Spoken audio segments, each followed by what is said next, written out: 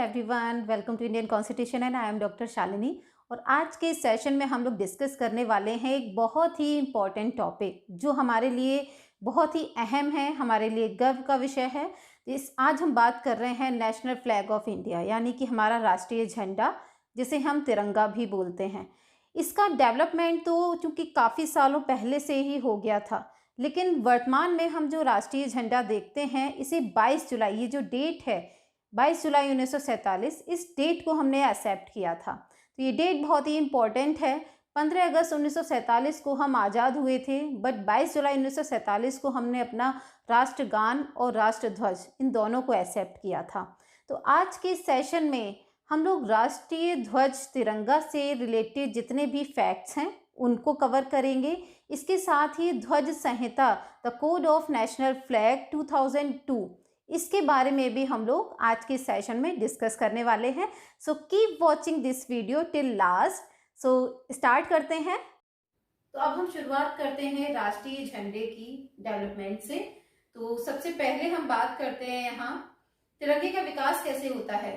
तो सबसे पहला जो प्रथम चित्रित ध्वज था उसके बारे में हम बात करेंगे। सबसे पहले तो 1904 में स्वामी विवेकानंद की शिष्या भगनी निवेदिता द्वारा बनाया गया था। 7 अगस्त 1906 को पारसी बागान चौक यानी ग्रीन पार्क में, जो कलकत्ता में है, इसे कांग्रेस के अधिवेशन में फहराया गया था। और इस ध्वज में लाल, पीले और हरे, जैसा कि यहाँ आपको पिक्चर में दिख रहा है, इन 3 रंगों की 36 पट्टियों से बनाया गया था। ऊपर की जो हरी पट्टी है इसमें यहाँ आपको 8 कमल दिख रहे होंगे। नीचे की लाल पट्टी है, इस पर सूरज और चांद, ये 2 बने हुए हैं।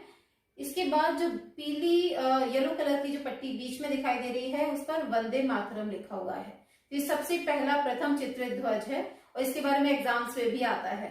दूसरा झंडा जो है वो श्रीमती भीखाजी रुस्तम कामा, मैडम कामा जिनको बोलते हैं, इन्होंने जर्मनी के स्टुटगार्ट नगर में 22 अगस्त 1907 को 7वीं अंतर्राष्ट्रीय कांग्रेस में इसको फहराया था। ये भी बहुत इंपॉर्टेंट है, जो हमेशा ही आता है एग्जाम्स में। नेक्स्ट 1917 में एनी बेसेंट और लोकमान्य तिलक, इन्होंने घरेलू शासन आंदोलन के दौरान तृतीय चित्रित ध्वज को फहराया था। और इस झंडे में 5 लाल और 4 हरी 36 पट्टियां हैं। ठीक है, 5 तो लाल पट्टियां आपको दिख रही होंगी इसमें और 4 हरी 36 पट्टियां हैं। और एक के बाद एक सप्तऋषि के अभिविन्यास में इस पे 7 सितारे इस तरह से बने हुए हैं। ऊपरी किनारे पर बाईं ओर यानी खंबे की ओर यूनियन जैक बना हुआ है और एक कोने में सफेद अर्धचंद्र और एक सितारा है। ठीक है, तो ये तीसरा जो झंडा है वो है ये। नेक्स्ट जो झंडा था ये कांग्रेस के विजयवाड़ा सत्र में, यानी कि वर्तमान में जो विजयवाड़ा है वहां पर जो सत्र हुआ था, यहाँ आंध्र प्रदेश के एक युवक पिंगली वेंकैया ने एक झंडा बनाया और गांधी जी को दिया था। ये चौथा चित्र था और ये 2 रंगों का बना था, लाल रंग और हरा रंग, जो हिंदू और मुसलमान, इन 2 जो ये धर्म है इनको रिप्रेजेंट करता था। इसके साथ ही गांधी जी ने ये भी सुझाव दिया है यहाँ कि भारत के शेष समुदाय का प्रतिनिधित्व करने के लिए इसमें एक सफेद पट्टी होनी चाहिए और सफेद पट्टी को जोड़ा गया और उस पर एक चरखा बनाया गया। और यहाँ पर चरखा जो है वो रिप्रेजेंट करता है कि जो प्रगति है वो अभी हो रही है। ठीक है, राष्ट्र की प्रगति को रिप्रेजेंट करता है। नेक्स्ट 1931 में तिरंगा झंडा जो है इसको हमने एक नए रूप में अपनाया था और यहाँ पर केसरिया सफेद और बीच में गांधी जी का चलता हुआ चरखा था। ये वही झंडा है और इसको जो चेंज करने के बाद इसे जोड़ा गया था। पिंगली वेंकैया ने जो बताया था वो अलग था और जो चेंजेस करके गांधी जी ने जिसको बताया वो ये अलग है। नेक्स्ट 22 जुलाई 1947 को एक नया हमने राष्ट्रीय झंडे का स्वरूप स्वीकार किया था। जो हम वर्तमान में झंडा देखते हैं वो वही है जो हमने 22 जुलाई 1947 को एक्सेप्ट किया है और इसके साथ ही हमने राष्ट्रगान भी अपना उसी वक्त एक्सेप्ट किया था। तो इसमें जो झंडे में जो चरखे के स्थान पर अशोक चक्र को लगाने की बात थी, तो इसका जो सुझाव है वो डॉक्टर भीमराव अंबेडकर ने दिया था उस वक्त। इसके बाद जो तिरंगा झंडा है वो हमारे देश का नेशनल फ्लैग बन जाता है। नेक्स्ट, ओके, अब बात करते हैं इसके बारे में कुछ फैक्ट्स की। तो अभिकल्पना जो है वो पिंगली वेंकैया ने दी थी, यानी कि जो डिजाइन तैयार किया था वो पिंगली वेंकैया ने ही किया था, क्योंकि जो दो रंग जो उस वक्त जोड़े गए थे, लाल और हरा, यानी केसरिया और हरा, जो रिप्रेजेंट कर रहे थे हिंदू और मुसलमान रिलीजन को। इसके बाद जब गांधी जी को उन्होंने दिया था ये डिजाइन, तो गांधी जी ने उसमें सफेद पट्टी जोड़ने के लिए बोला था और उसमें चरखा ऐड किया था। तो डिजाइन जो था उसका झंडे का वो उस वक्त ही तैयार हो गया था। बाद में जब 22 जुलाई 1947 को जब हमने अपना राष्ट्रीय झंडा स्वीकार किया है, तब वहां डॉक्टर भीमराव अंबेडकर के कहने के अनुसार हमने चरखे की जगह वहां अशोक चक्र को ऐड कर लिया था। तो डिजाइन जो इसका है वो पिंगली वेंकैया का ही दिया हुआ है। स्वीकार किया है हमने 22 जुलाई 1947 को। इसकी लंबाई और चौड़ाई का जो अनुपात है वो 3:2 का है। ठीक है, ब्यूरो ऑफ इंडियन स्टैंडर्ड जो इसकी टेस्टिंग करता है और इसके जितने भी नियम वगैरह हैं वो सभी तैयार करता है। झंडा गीत, यानी कि जब झंडा फहराया जाता है तो एक झंडा गीत गाया जाता है जो श्याम लाल गुप्ता पार्षद द्वारा रचित है, और जो गीत है वो ये है, विजयी विश्व तिरंगा प्यारा, जो हम सभी को पता है। इसके बाद ये जो गीत है ये 1938 का जो हरिपुरा कांग्रेस अधिवेशन हुआ था, जिसमें सुभाष चंद्र बोस इसके अध्यक्ष थे, तो वहां पेश किया जाता है और सुभाष चंद्र बोस इसको एक्सेप्ट कर लेते हैं, तो उन्होंने इसकी स्वीकृति दे दी थी।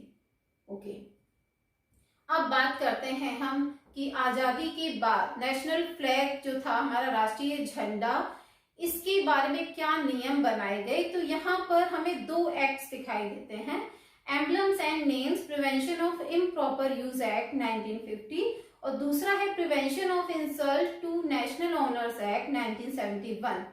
इन दोनों एक्ट्स के जरिए जितने भी नियम थे राष्ट्रीय ध्वज से संबंधित वो उस वक्त नियंत्रित किए जा रहे थे 2002 तक।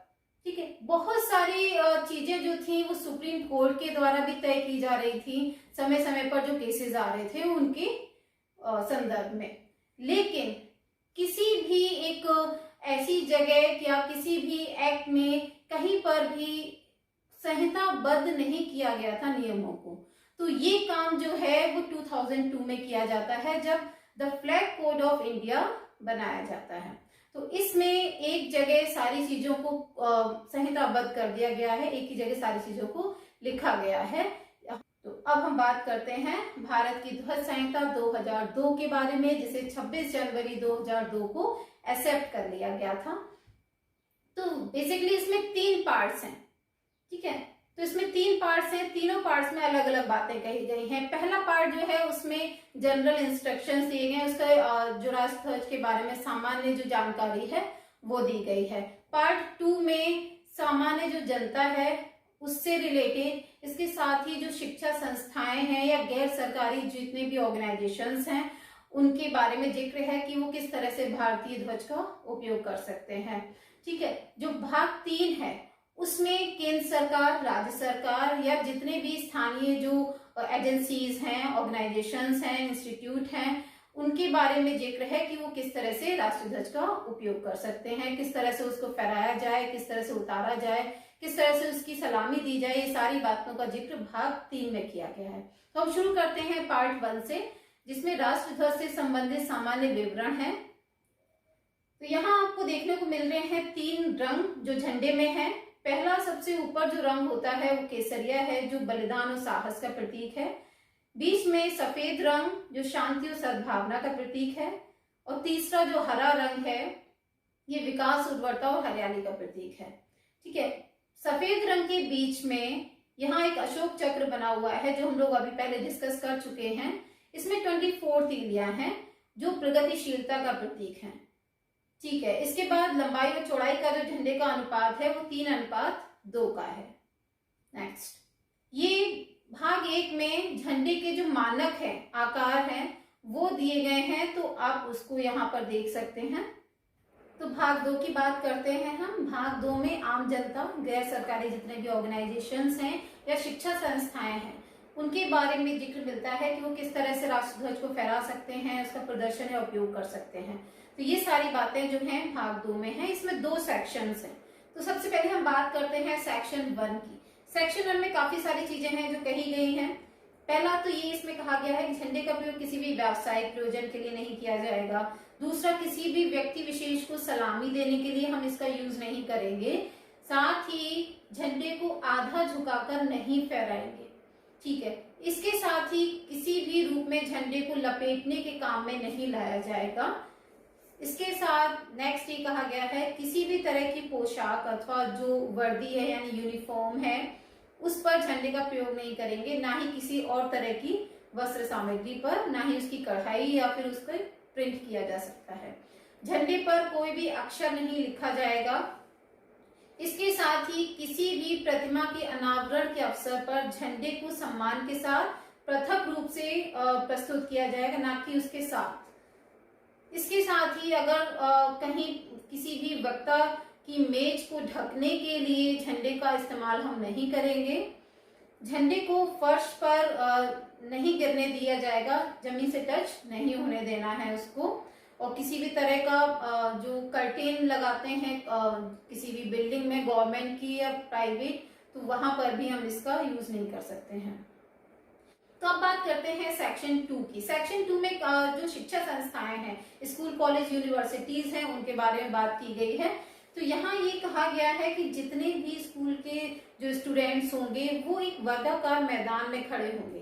तो यहाँ 3 जो पंक्तियां होंगी वो स्टूडेंट्स की होंगी और चौथी तरफ जो राष्ट्रीय झंडा है उसको फहराया जाएगा, ठीक है। इसके साथ ही यहाँ ये भी बात कही गई है कि जितने भी जो व्यक्ति होंगे, प्रधानाध्यापक यानी प्रिंसिपल के अलावा जो भी वहाँ झंडा फहराने वाले व्यक्ति होंगे वो झंडे से 3 कदम पीछे खड़े होंगे, ठीक है। इसके बाद इसमें बहुत सारी चीजें जो दी गई हैं, तो सारी इंपॉर्टेंट नहीं है, कुछ मेन जो फैक्ट्स हैं उन्हीं को हम डिस्कस करेंगे। झंडे को सलामी देने के लिए राष्ट्रगान होगा और राष्ट्रगान के समय सभी सावधान की मुद्रा में खड़े होंगे। इसके साथ ही शपथ लेने वाले जितने भी अफसर होंगे वहां शपथ राष्ट्रगान के बाद ली जाएगी। भाग 3 में ये कहा गया है, केंद्र सरकार, राज्य सरकार और उनकी संगठनों और एजेंसियों द्वारा राष्ट्रीय झंडे का फहराया जाना है प्रदर्शन। ये बातें यहाँ पर जिक्र की गई हैं। और भाग 3 में 11 सेक्शंस हैं। तो एक एक सेक्शन के बारे में हम लोग डिस्कस करते हैं। थोड़ा सा लंबा वीडियो हो जाएगा, बट जो मेन फैक्ट्स हैं उनको हम लोग डिस्कस करेंगे। तो सेक्शन 1 कहता है कि रक्षा प्रतिष्ठानों द्वारा या फिर दूतावास कार्यालयों के प्रमुखों द्वारा झंडा फहराया जाना। सेक्शन 2 कहता है कि झंडे को सरकारी तौर पर फहराया जाएगा। सेक्शन 3 कहता है कि झंडा फहराने का सही तरीका क्या होना चाहिए। तो यहाँ बात ये है कि झंडा सूर्योदय से सूर्यास्त तक फहराया जा सकता है। और अगर किसी भी सरकारी भवन पर अगर परंपरा है झंडा फहराने की, तो वहां संडे या फिर किसी छुट्टी के दिन भी झंडा नहीं उतारा जाएगा, उस दिन भी झंडा वहां फहरता रहेगा। तो बात यहाँ ये होती है। इसके बाद हम बात करते हैं झंडा फहराने के गलत तरीके। तो क्या क्या गलत तरीके हो सकते हैं, इसको हम डिस्कस कर लेते हैं। तो झंडा मैला कुचैला या फटा हुआ नहीं होना चाहिए। किसी व्यक्ति या वस्तु को सलामी देने के लिए झंडे का प्रयोग नहीं करना है। किसी दूसरे झंडे को अपने राष्ट्रीय ध्वज से ऊंचा नहीं रखना है। इसके साथ ही वक्ता की मेज को ढकने के लिए यूज नहीं करना है। वही सारी चीजें जो हमने पहले अभी पढ़ी थी। केसरिया पट्टी को नीचे नहीं रखना है।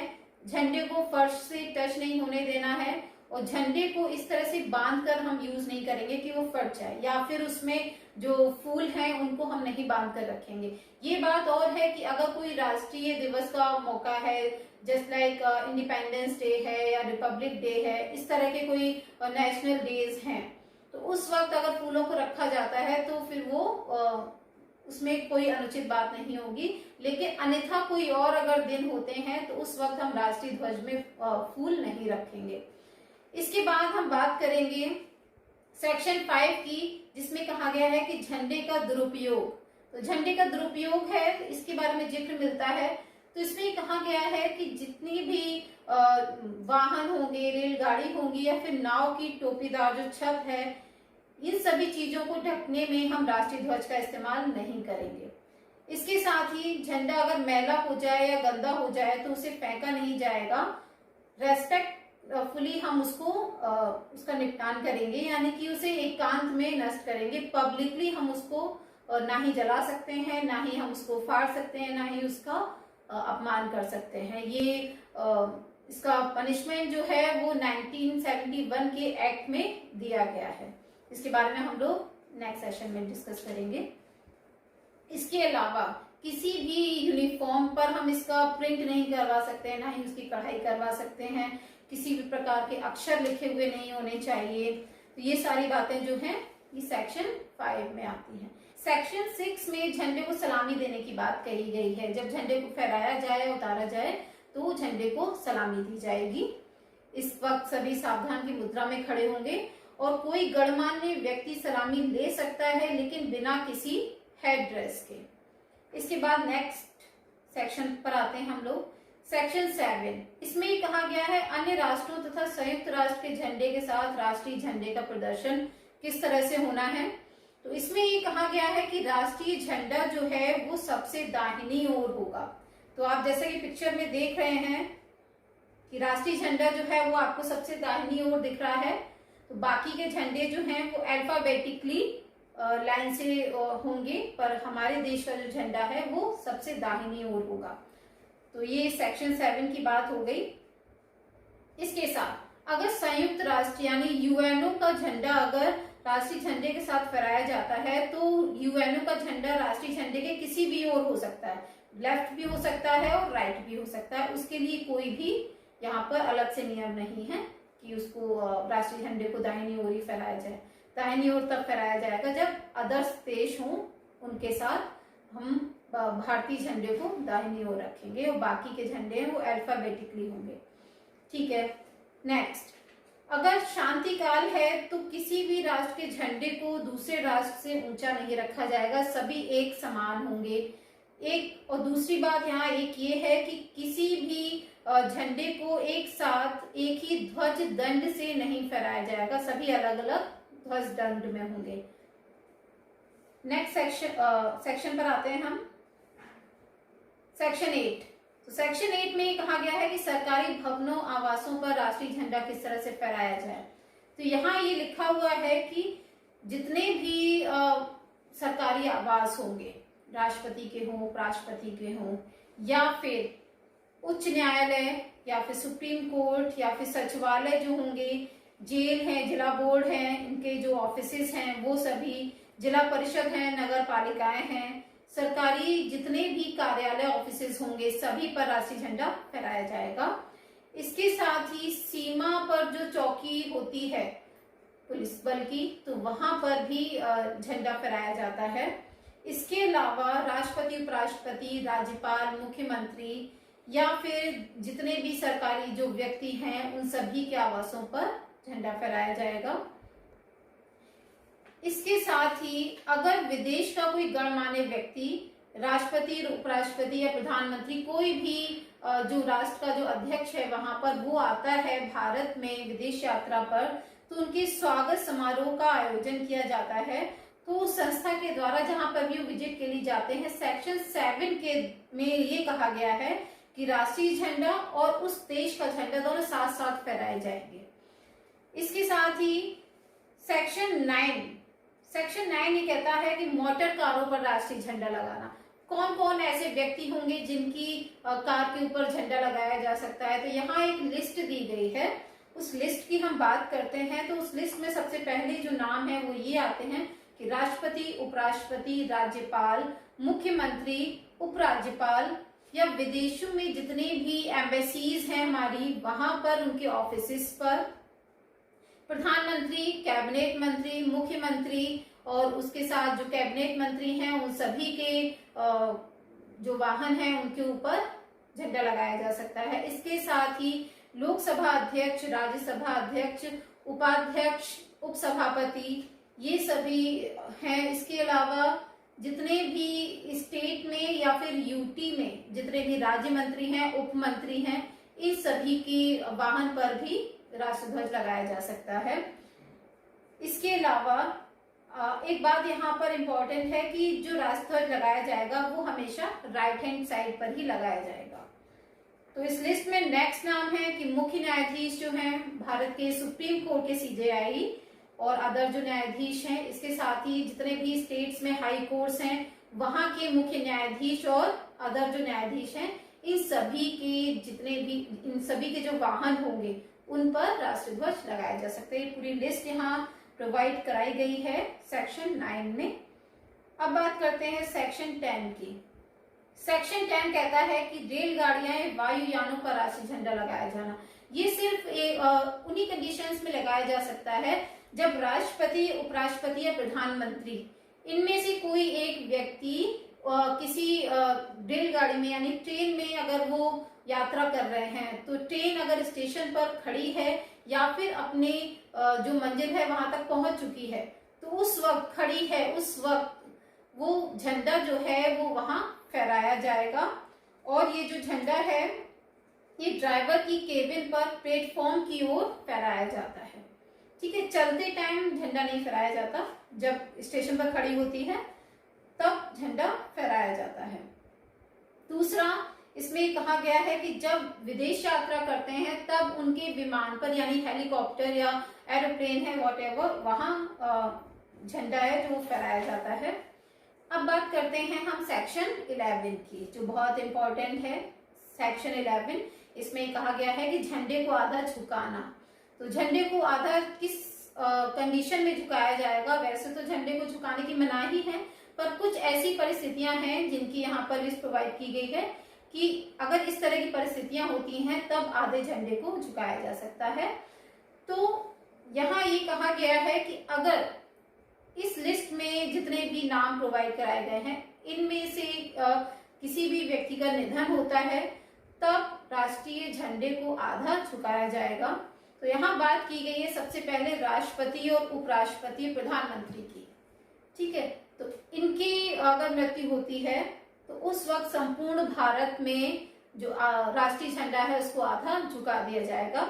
इसके बाद लोकसभा अध्यक्ष, भारत के मुख्य जो CJI हैं, मुख्य न्यायाधीश हैं, तो उनके लिए पूरी दिल्ली में। केंद्रीय कैबिनेट मंत्री अगर होते हैं तो दिल्ली और राज्यों की जो भी राजधानियां हैं वहां केंद्र के राज्य मंत्री और उप मंत्री अगर होते हैं सेंट्रल गवर्नमेंट के, तब दिल्ली में राज्यपाल, उपराज्यपाल, राज्यों के मुख्यमंत्री या फिर यूटी के जो CM होंगे यानी यूनियन टेरिटरीज के जो भी CM होंगे, तो अगर वो होते हैं तो उनसे संबंधित जो भी राज्य होगा वहां उनकी राजधानी में, साथ ही जो अगर यूटी से संबंधित है तो उस यूटी में या उसकी राजधानी में। इसके बाद अगर किसी स्टेट के कैबिनेट मंत्री हैं तो उस संबंधित राज्य की राजधानी में। तो यहाँ ये लिस्ट पूरी प्रोवाइड कराई गई है। तो अब हमारा राष्ट्रीय ध्वज की जो ध्वज संहिता है ये कंप्लीट हो जाती है यहीं पर, और काफी लेंथी हो चुकी है। तो बाकी जो एक्ट है 1950, 1971 का, उसको हम नेक्स्ट सेशन में कवर करेंगे। तो ये था हमारा आज का वीडियो। आई होप सो पसंद आया होगा।